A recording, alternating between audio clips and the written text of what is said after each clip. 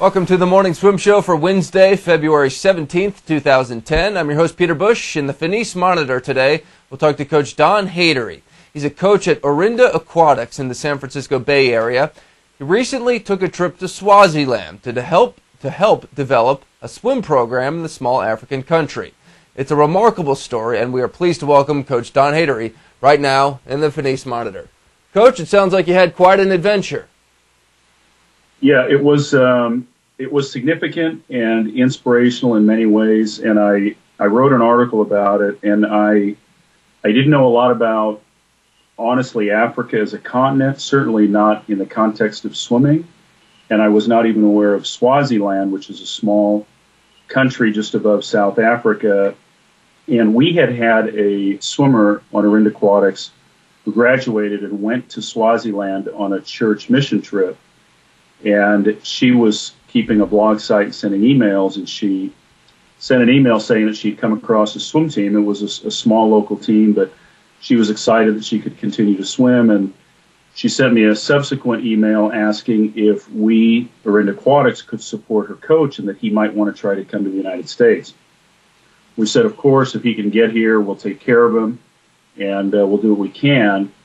What happened was his visa was denied, and he sent me an email informing me of that and asked if I would consider going there.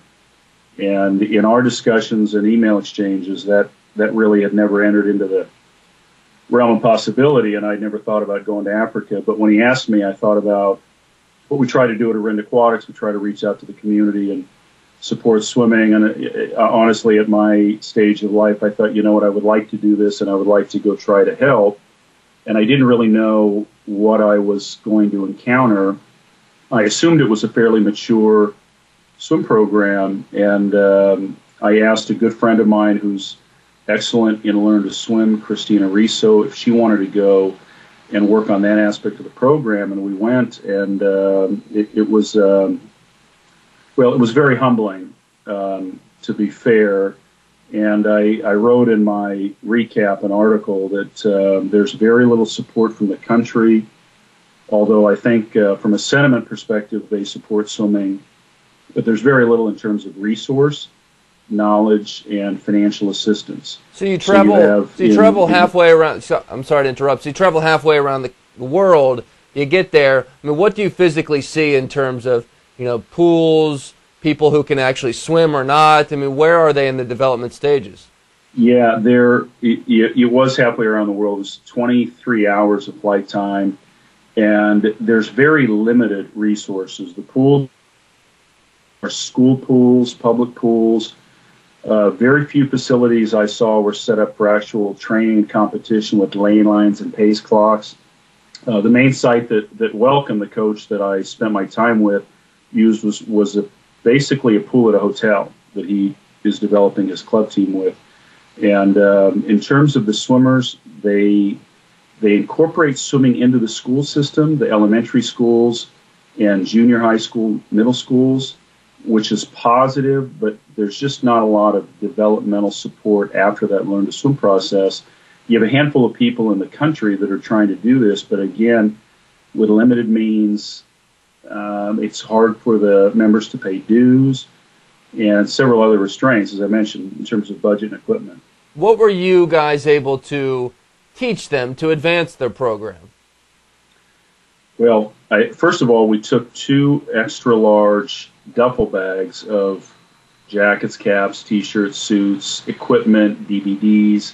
So we tried to take over things that might either motivate them or help jumpstart swimming development. We talked about stroke drills and program development, and I met with the head of the Swimming Association for the country.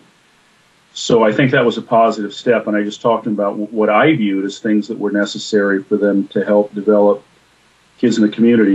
And there were a lot of positive things. There were a lot of young kids that were motivated and excited, but development was difficult beyond that. Has the success of South African swimming in the past decade or so spilled over at all? I mean, do they view some of those South African swimmers as their stars, or give them something to emulate?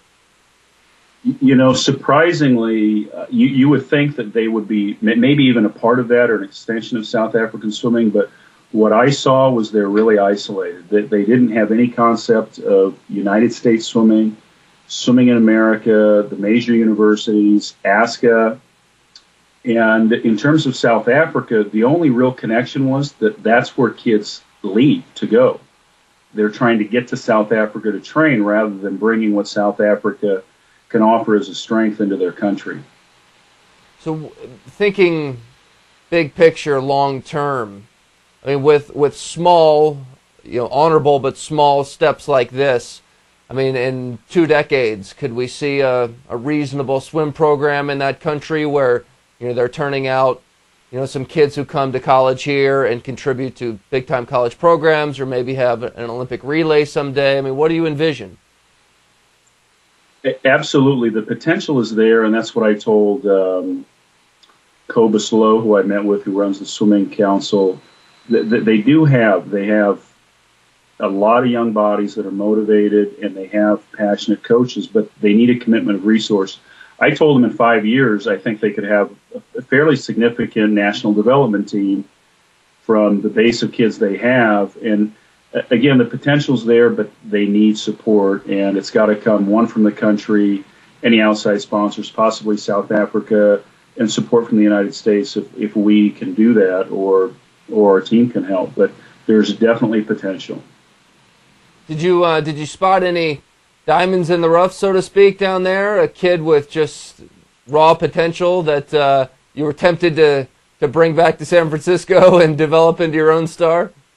Well, I can tell you there were a lot of adorable young kids that we would love to have in our program. And at the age group or senior level, there were a few kids that were pretty talented. One that I wrote about in my article that was a phenomenal young man that lost both of his parents to TB, and swimming has basically become his life.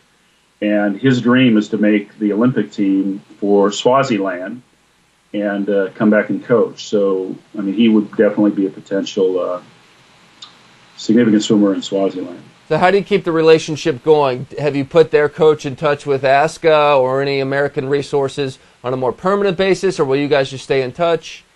Yeah, I'm staying in touch with the coach that the coach that I spent my week with, and with the Cobus Lowe, the head of their swimming council. We've started a suit drive to try to raise 1,000 suits for the community and the country. And we've had very positive feedback. ASCA's donated suits, and I think Nike and Finney. So we're trying to do that on the equipment level. But I'm definitely going to stay in touch, and we would like to go back in December and spend some more time with them. Coach, it's amazing what you're doing. I'm glad you had that remarkable experience, and thank you for sharing it here on the Morning Swim Show. Well, thank you very much for having me. I appreciate it. All right, that's Don Heidary joining us from the Orinda Aquatic Club. We appreciate his time, and that is it for the show today. Hope you enjoyed it. I'm Peter Bush, reminding you to keep your head down at the finish.